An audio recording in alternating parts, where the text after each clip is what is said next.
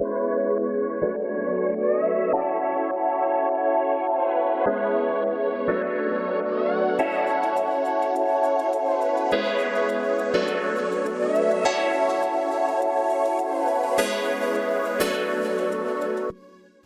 travailleurs sociaux et médico-sociaux se posent beaucoup de questions sur leurs écrits professionnels.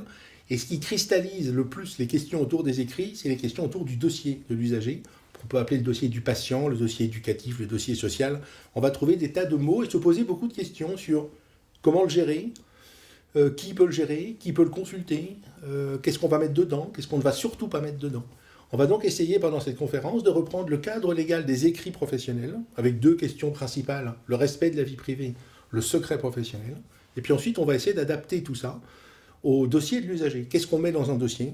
À quoi sert un dossier? Est-ce qu'un dossier épais n'est pas un dossier suspect? Parce que ça veut dire que personne n'a de vision synthétique de la situation.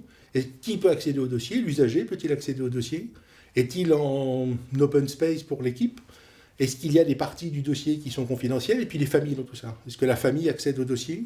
Est-ce que les enfants accèdent au dossier? Est-ce que les parents accèdent au dossier? Donc on va remettre tout ça à plat. Le cadre des écrits, le cadre du dossier de l'usager, comment le gérer, comment aller vers une pratique bien traitante de la gestion du dossier de l'usager, en respectant ses droits, le droit au respect de sa vie privée, le droit d'accès qu'il a à toutes les informations qui le concernent, et puis voir à quoi peut servir un dossier, puisqu'on dit qu'un dossier, normalement, ne sert qu'à l'usager, donc on met dedans ce qui est utile à l'usager, pas utile à la structure, utile à l'usager. Et a priori, ce qui lui est positif, parce que ce dossier, il va circuler, il va être transmis, il va être partagé, et on ne sait pas ce que ceux qui vont recevoir l'information vont en comprendre et vont en faire. Donc voilà, on repose tout ça, les écrits, le dossier, et on répond à toutes les questions que les travailleurs sociaux, médico-sociaux ou des filières sanitaires se posent sur le dossier de l'usager, du résident, de la personne suivie, de la personne prise en charge, ou le dossier du patient.